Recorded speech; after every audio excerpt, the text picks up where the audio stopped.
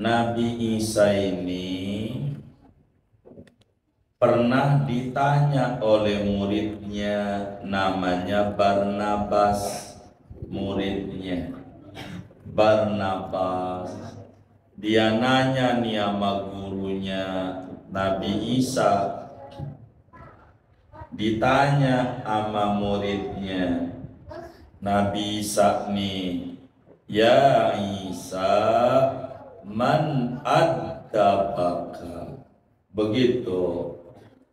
Hai Nabi Isa, kalau kita nih benar makan pakai tangan kanan, minum pakai tangan kanan, cebok pakai tangan kiri, masuk masjid kanan, keluar masjid kiri. Ada baba yang ngajar, yang bilangin, ada ayah yang ngajarin.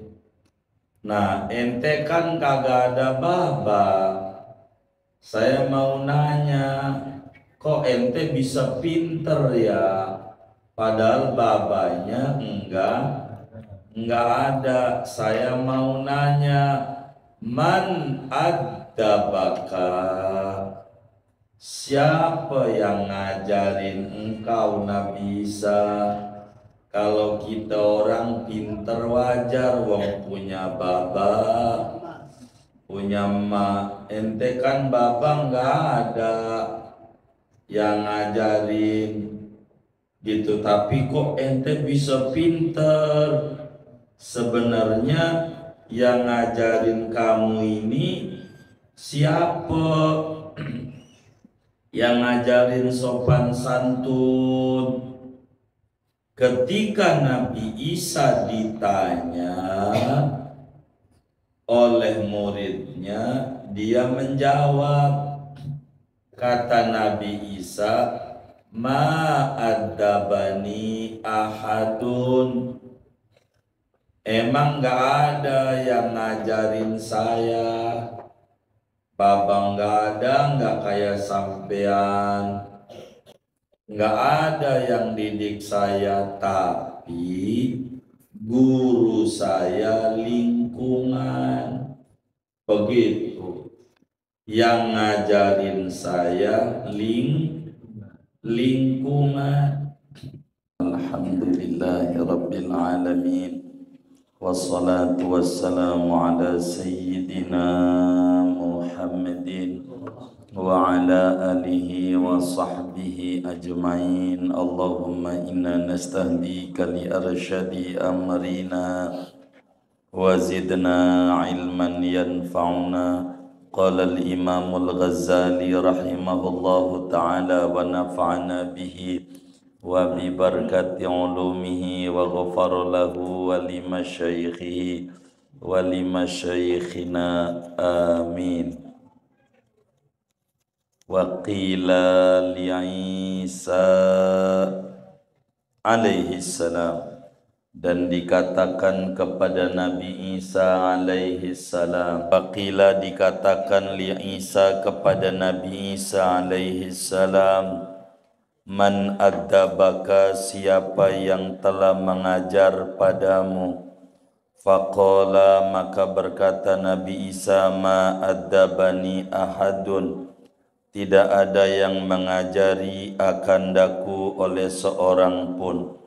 Walakin ra'aitu jahlal jahili fajtanabtuhu, akan tetapi melihat aku akan bodohnya orang yang bodoh, fajtanabtuhu, maka menghindari oleh aku akan kebodohan.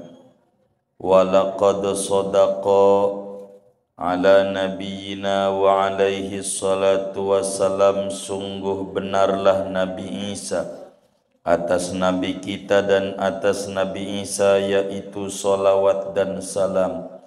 Falawijtanaban nasu ma yakrahunahu min ghairihim lakamulat adabuhum wastaghnau anil muaddibina. Andai menjauhi oleh manusia akan sesuatu yang membenci mereka akan sesuatu min ghairihim dari orang lain, niscaya sempurnalah adab-adab mereka, wastaghnau dan mereka menganggap cukup, anil muaddibina daripada orang-orang yang mendidik. Orang-orang yang mendidik, ya sayang.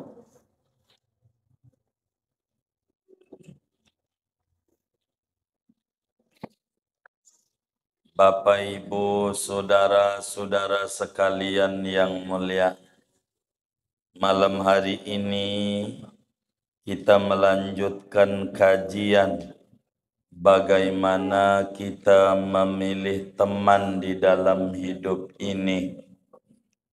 Nabi Isa alaihi salam, Nabi Isa ini satu-satunya makhluk Allah yang lahir tidak ada bapak. Lahir enggak ada bapak, cuman ada ibu. Jadi Allah itu maha kuasa. Allah itu maha kuasa mencipta orang 4 model. Itu Allah. Bisa Allah mencipta manusia enggak ada ibu, enggak ada bapak. Itu bisa Allah. Nyipta manusia ibunya enggak ada, bapaknya enggak ada. Bisa. Nabi Adam enggak ada bapak, enggak ada ibu. Kalau Nabi Isa ada ibu, jadi masih hebatan siapa? Nabi Adam. Kudunya juga kalau mau nyembah bukan Nabi Isa, Nabi Adam. Itu aja masih salah. Masa jeruk makan jeruk, masa manusia nyembah manusia, manusia menyembah yang nyipta manusia. Nabi Isa ini pernah ditanya oleh muridnya, namanya Barnabas, muridnya Barnabas. Dia nanya nih sama gurunya Nabi Isa, ditanya sama muridnya Nabi Isa nih, ya Isa, man adzabaka. Begitu. Hai Nabi Isa, kalau kita nih benar makan pakai tangan kanan, minum pakai tangan kanan, cebok pakai tangan kiri, masuk masjid kanan, keluar masjid kiri. Ada baba yang ngajar, yang bilangin, ada ayah yang ngajarin. Nah, ente kan kagak ada baba. Saya mau nanya, kok ente bisa pinter ya? Padahal babanya enggak ada. Saya mau nanya, man adzabaka? Siapa yang ngajarin engkau Nabi Isa? Kalau kita orang pinter wajar, wong punya baba, punya emak. Ente kan baba enggak ada yang ngajarin gitu, tapi kok ente bisa pinter? Sebenarnya yang ngajarin kamu ini siapa? Yang ngajarin sopan santun. Ketika Nabi Isa ditanya oleh muridnya, dia menjawab. Kata Nabi Isa, ma adzabani ahadun. Emang gak ada yang ngajarin saya. Babang nggak kayak sampean, nggak ada yang didik saya, tapi guru saya lingkungan. Begitu. Yang ngajarin saya lingkungan. Tuh, Nabi Isa itu belajarnya dari pengalaman orang. Nabi Isa itu pinternya dari pengalaman orang, dijadikan pelajaran sama Nabi Isa. Kata Nabi Isa nih lanjutannya, walakin ra'aitu jahlal jahili fajtanabtuhu. Saya yang ngajarin lingkungan, ada orang saya lihat bodoh. Tuh orang bodoh dibully mulu, dikucilin, kagak dihormati. Orang bodoh, maka saya enggak mau jadi orang bodoh. Begitu. Jadi kita orang kalau pengen pinter, belajarlah dari lingkungan. Ada orang nyolong, digebukin orang, berarti kita jangan nyolong. Ada orang nyolong masuk penjara, kata dia penjara tuh nggak enak. Jangan kita bilang saya nggak percaya penjara tuh nggak enak, saya mau nyolong dulu. Itu namanya orang nggak benar. Begitu. Pengalaman itu cukup dari orang lain. Orang lain nyolong di penjara, enggak enak kata dia, cukup kita bilang penjara itu kagak enak. Emang lu udah masuk? Enggak perlu masuk, cukup dari pengalaman orang. Jadi Nabi Isa alaihi salam pinternya luar biasa. Karena ngelihat ada orang pinter didemenin orang, pengen pinter. Begitu. Pengen belajar. Begitu. Jadi selalu belajarnya dari lingkungan. Pokoknya apa aja yang orang lakukan. Ada orang nonjok kita sakit. Oh berarti kita jangan nonjok orang. Begitu. Jadi udah cukup. Yang Nabi bilang dalam hadisnya yang sahih, la yu'minu ahadukum hatta yuhibba li akhihi ma yuhibbu li nafsihi. Enggak sempurna iman seorang kamu sebelum mencintai orang lain kayak mencintai diri sendiri. Dirasa-rasa aja. Kalau kita dibagi duit enak banget, berarti kita kudu ngebagi duit sama orang biar enak. Begitu. Kalau kita dikata-katain nggak mau, berarti kita jangan ngata-ngatain orang. Udah cukup begitu aja. Belajar mau dari lingkungan. Nggak usah pendidikan tinggi. Nggak, wis dari lingkungan aja udah cukup. Namanya belajarlah dari pengalaman. Nabi Isa itu selalu belajarnya dari pengalaman orang. Dijadikan pengalaman kita.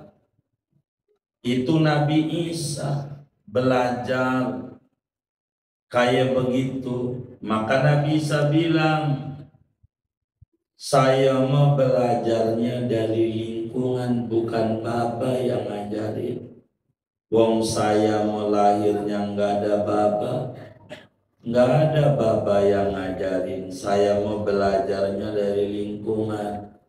Ada orang rajin, didemenin orang, saya belajar rajin. Ada orang males, diomelin, saya nggak mau males. Begitu. Saya mengambil yang baik-baik aja. Begitu Nabi Isa. Kata Imam Ghazali bilang begini, andai semua orang menjauhi yang dia tidak mau diperlakukan, mau ucapan ke, mau perbuatan ke, yang tidak enak, maka orang itu pasti akhlaknya bagus. Enggak perlu banyak guru ngaji mah, enggak perlu kesana kemari, asal belajar dari lingkungan pasti adabnya bagus dan enggak perlu banyak yang mendidik. Sebab apa? Orang itu semuanya di dunia ini sama. Dari dulu lakonnya aja berbeda-beda. Lakonnya berbeda-beda. Ada zaman Nabi Adam, ada iblis. Tinggal kita milih mau nyontoh Adam apa nyontoh iblis. Zaman Nabi Ibrahim, ada Namrud. Tinggal kita pilih mau nyontoh Ibrahim apa nyontoh Namrud. Zaman Nabi Musa, ada Fir'aun. Tinggal kita pilih mau nyontoh Musa apa nyontoh Fir'aun. Zaman Nabi Muhammad, ada Nabi Muhammad sallallahu alaihi wasallam dan ada Abu Jahal. Tinggal kita milih mau jadi Abu Jahal apa mau nyontoh Nabi Muhammad. Terus aja, enggak bakalan sepi. Setiap zaman kayak begitu. Jadi manusia ini kayak apa? Manusia itu secara umum kayak tumbuh-tumbuhan, kayak pohon-pohonan. Nih orang nih yang ada di jagat raya nih kayak pohon-pohonan. Ada pohon besar begitu, tapi nggak ada buahnya, kayak beringin. Pohonnya gede, buahnya nggak enak, pohon doang gede, pohon gede tapi nggak enak, begitu. Pohon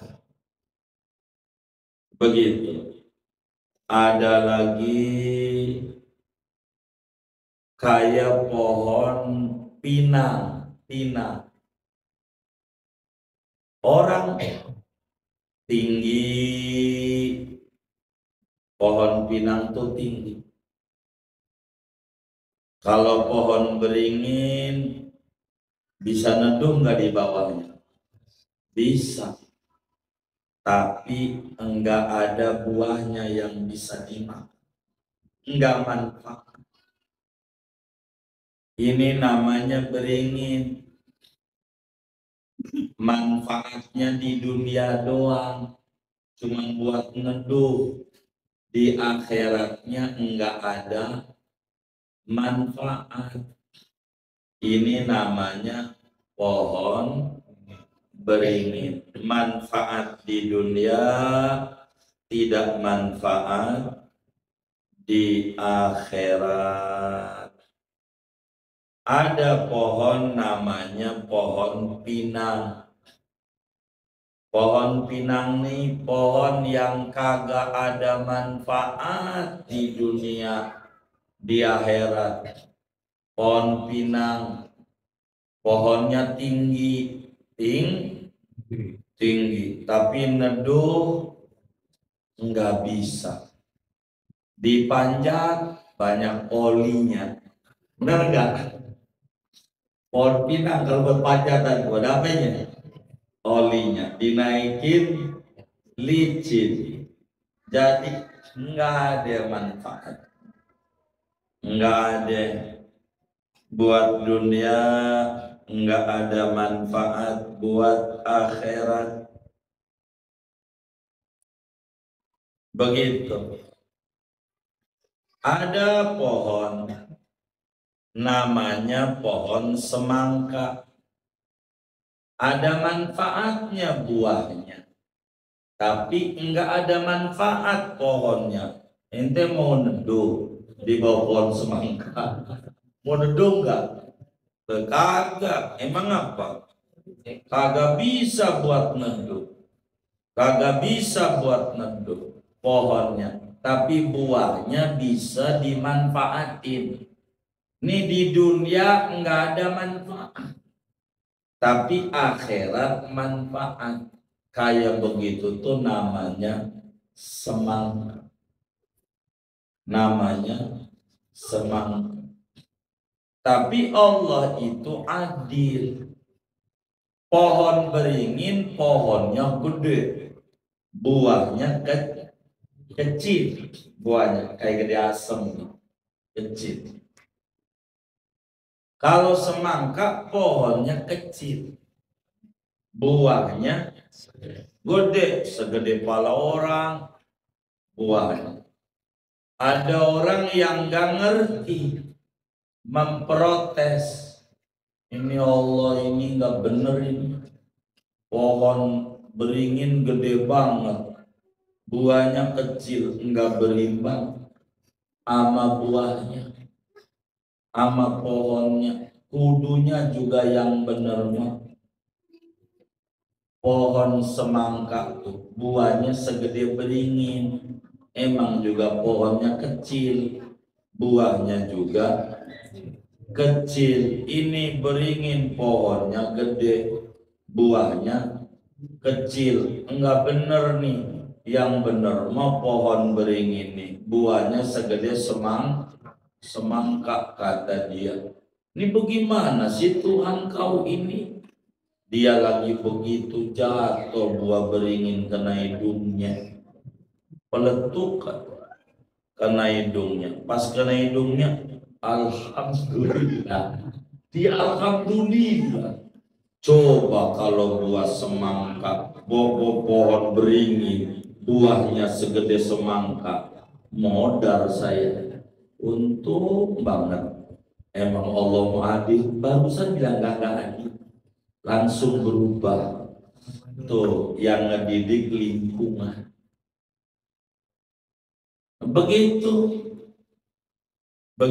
carilah pohon yang pohonnya gede, buahnya juga manfaat, kayak pohon pisang. Pohon pisang. Ini rumus hidup saya mau ngajarin. Kalau saudara mau nyari air ini di kitabnya nggak ada ini. Mau nyari air, pengen bikin titik air dari sumur.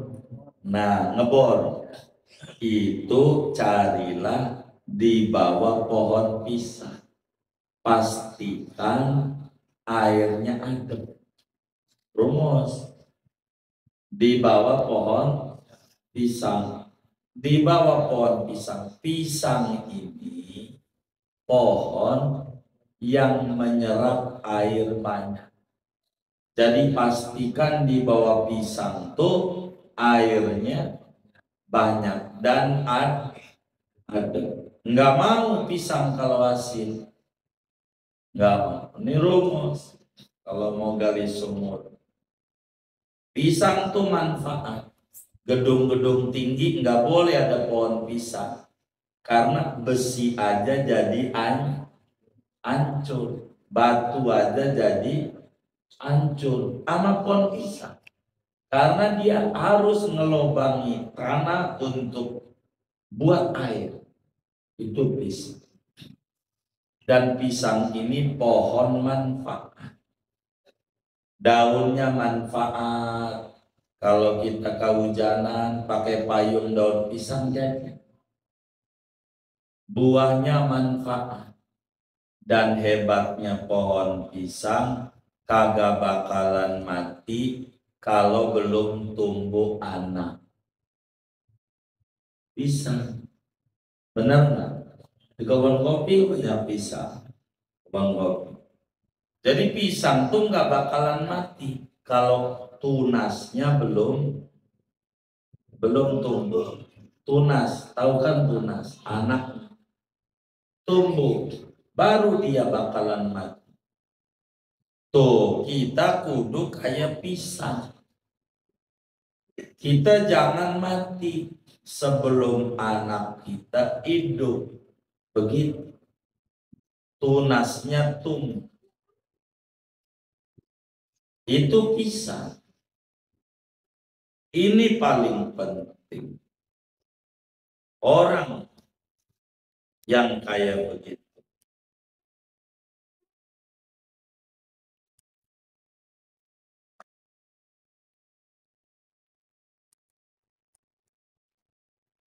Karena itu Nabi Isa ngajarin kepada kita, kata Nabi Isa, saya ini gurunya lingkungan. Kata Imam Ghazali, kalau semua orang nyontoh kayak Nabi Isa, wis hidupnya sukses, hidupnya bahagia. Belajar dari lingkungan. Ngelihat orang sukses, kita nyontok bagaimana biar dia sukses. Bukan ngelihat ujungnya, ngelihat proses. Nabi Isa begitu. Karena itu kalau mau ngiri ama proses, jangan ngiri ama sukses. Jangan ujungnya yang diiriin, jangan. Kalau ujungnya yang diiriin, bahasa Arabnya dengki. Ada orang kebeli motor, kita pusing, itu namanya dengki. Tapi kalau ada orang kebeli motor, kita nanya sama dia, bang, abang ini bisa punya motor PCX ini bagaimana? Jadi saya pun nabung ya, udah puluh tahun. Nah kalau begitu saya juga mau nabung deh 10 tahun. Begitu. Namanya ghibatoh, ngiri baik. Ngiri itu ada dua, ada hasud, ada ghibatoh. Hasud ngiri buruk, ngiri tercela, dengki. Susah melihat orang senang, SMS. Senang melihat orang susah. Itu namanya dengki. Ini nggak boleh. Yang boleh ghibatoh. Apa tuh ghibatoh? Ngiri baik. Ada orang sukses. Kenapa kamu jadi ranking 1? Saya tiap malam belajar tahajud dulu 2 rakaat. Kita nyontoh, namanya ghibatoh. Dan itu disuruh oleh agama, ghibatoh. Ngiri baik. Ngiri baik. Kalau ada orang sukses, tanya, belajar. Dulu ada teman kita namanya Pak Solihun. Pak Solihun ini cerita ada orang namanya Pak Uno, kata dia, punya jalan tol di Cipali. Kata dia, hebat anak muda, sukses. Bos saya, kata Pak Solihun. Saya bilang sama Pak Solihun, jangan begitu tanya sama bosnya, amalannya apa. Maka waktu hari kerja dia nanya sama bosnya. Ternyata bosnya sholat duha. Dia sholat duha, bosnya. Dia dongeng lagi sama kita. Pak Yai, bos saya tuh ternyata sholat duha. Jangan begitu nanyanya. Berapa rakaat ya? Saya nggak nanya, tanya. Dia ketemu lagi malam minggu ngaji, nanya sama bosnya. Selalu sholat duhanya 8 rakaat. Enggak pernah putus. 8 rakaat. Sholat duhanya. Dia ketemu lagi malam minggu. Dia cerita lagi, kata bos sholat duhanya 8 rakaat. Udah nanya belum berapa tahun? Belum tanya berapa tahun. Dia nanya lagi, udah berapa tahun sampai punya tol di Cipali? Dibilang 20 tahun, enggak putus. Dia sampein nama kita, berarti Pak Solihun kalau pengen punya tol di Cipali dari sekarang 20 tahun lagi, lama ya. Iya, namanya ngiri ama proses. Jangan lihat sukses, jangan. Proses begitu, proses begitu. Nabi Isa begitu tuh.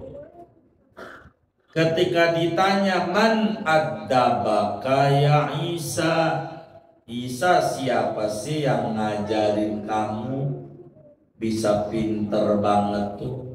Kata Nabi Isa, lingkungan. Ada orang bodoh, nggak didemenin orang, maka saya belajar mulu. Terserah orang mau bilang apa, yang penting saya belajar. Maka saya jadi pintar.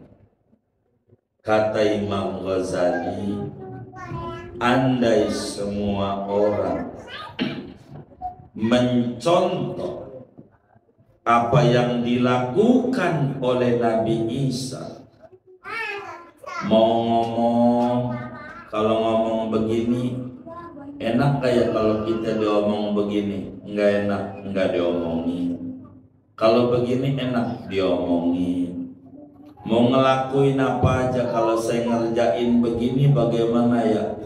Kalau sabun saya pak dipakai orang nggak bilang, saya marah, berarti kita nggak pakai.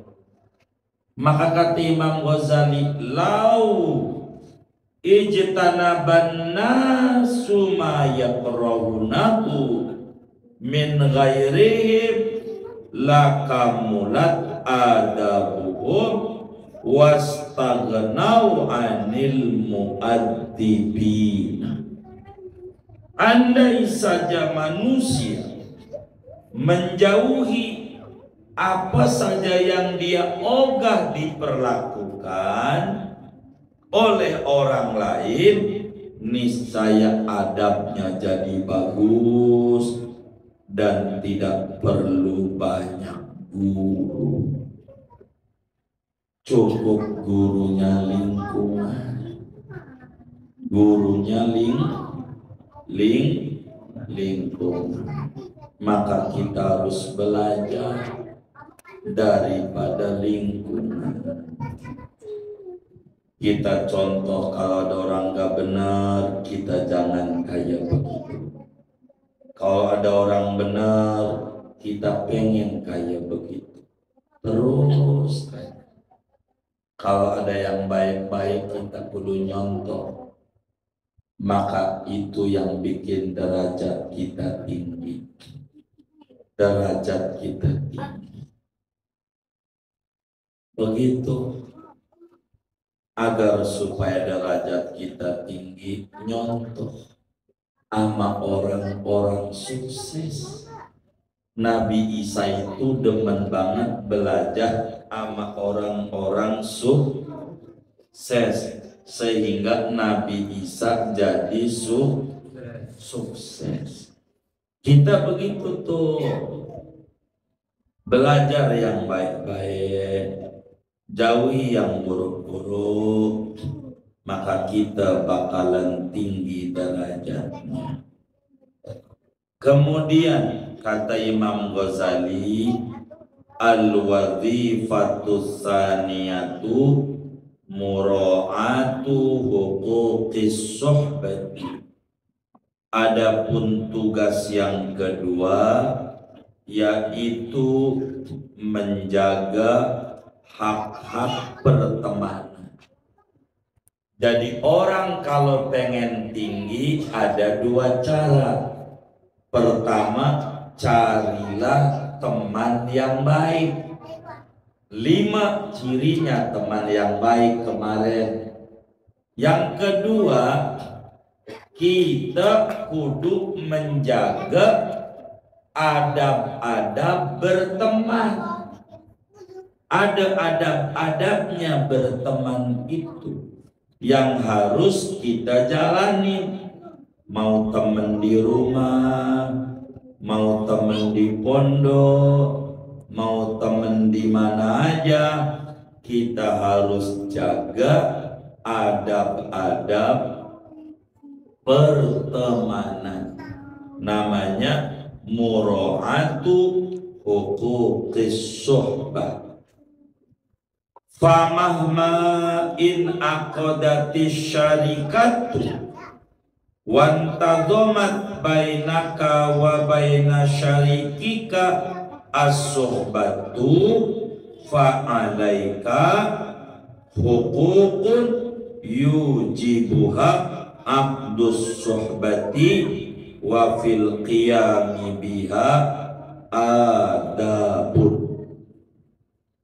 Kapan-kapan terikat oleh persekutuan dan tersusun antara kamu dan antara temanmu oleh persahabatan, maka wajib atasmu hak-hak yang mewajibkan akan hak-hak oleh ikatan pertemanan, dan pada menjalankan dengan itu adabun, ada adab-adabnya. Apa maksudnya kata Imam Ghazali? Kalau kita sudah mau kumpul dalam satu komunitas, kita mondok di satu pondok, kita datang di satu majelis, berteman dengan di majelis itu atau di mana aja kita berteman, maka wajib kita menjalankan adab-adab berteman yang harus kita jalani supaya benar adab-adab pertemanan. Kita kudu jalani. Orang berteman tuh ada adabnya. Kalau enggak dijalanin adabnya, enggak benar. Namanya bukan teman yang kayak begitu, jauhi, sekedar tahu aja. Karena tidak menjaga adab-adab pertemanan. Wa qad qala sallallahu alaihi wasallam, masalul akhwaini masalul yadaini taghsilu ihdahumal ukhra. Dan sungguh bersabda oleh Kanjeng Nabi Muhammad sallallahu alaihi wasallam, masalul akhwaini, adapun perumpamaan dua teman, masalul yadaini, yaitu perumpamaan dua tangan, tagsilu ihdahumal ukhra, membasuh oleh salah satu dua tangan al-ukhra akan tangan yang lain. Jadi kata Nabi, kalau kita kumpul dalam satu lingkungan, di mana aja, di sekolah, di kampung, di mana ada kita punya teman, maka kita diwajibkan oleh agama untuk memperhatikan adab-adab berteman. Kalau enggak diperhatikan adab-adab pertemanan, kan dia bukan teman kita, sekedar tahu aja.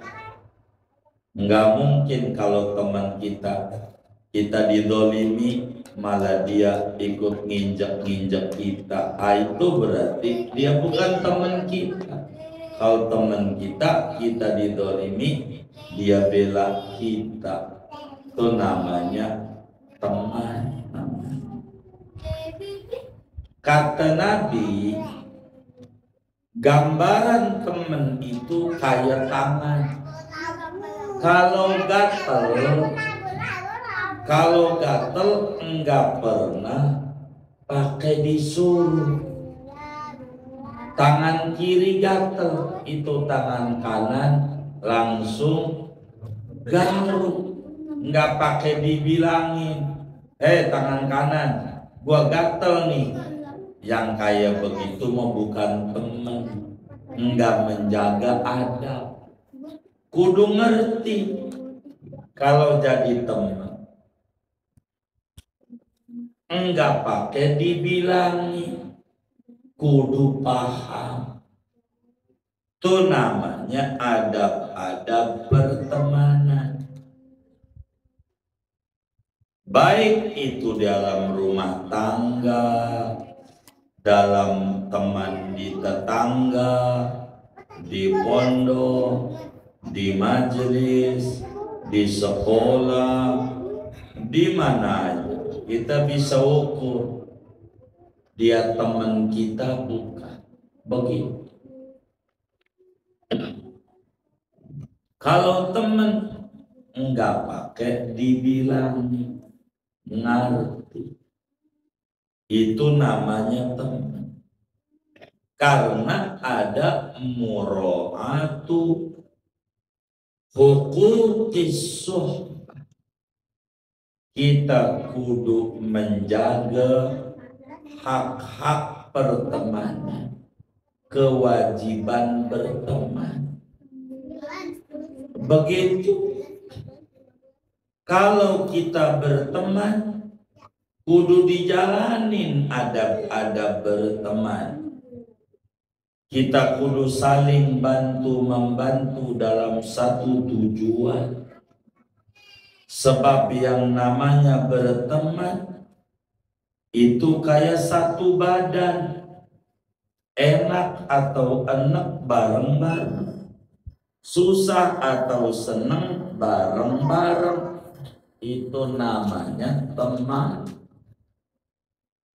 Kalau temen pengennya gigit mulu, digigit kagak mau, yang kayak begitu enggak usah jadi temen, enggak usah jadi temen. Pengennya dibayarin mulu, dibayarin, ngebayarin mah enggak mau. Ini namanya jadikan kenalan saja,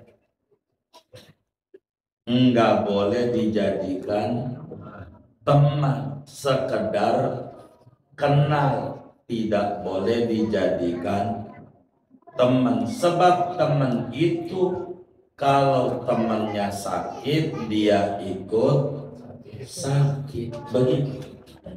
Makanya ketika Imam Ali bin Abi Thalib ditanya oleh temannya, Ali, muridmu ada berapa? Imam Ali ditanya, muridnya ada berapa? Kata Imam Ali, karya, jangan lagi ngaji ditanyanya. Emang apa? Entar kalau saya dapat musibah, itu baru bakal saya hitung. Itu teman saya. Kalau saya dapat musibah, mana yang bantu saya, mana yang tidak. Itulah teman. Jangan lagi ngaji mau banyak begitu. Entar kalau saya dapat musibah, ntar saya mau hitung ya. Begitu. Pas Imam Ali dapat musibah, nih teman-teman saya, ini teman, lo dikit muridnya, iya ini murid saya. Begitu kata Nabi, kata Imam Ali. Lagi seneng biasa. Begitu kita mau nyalon dewan, ada berapa pendukungmu? Entar ya kalau gua kagak jadi.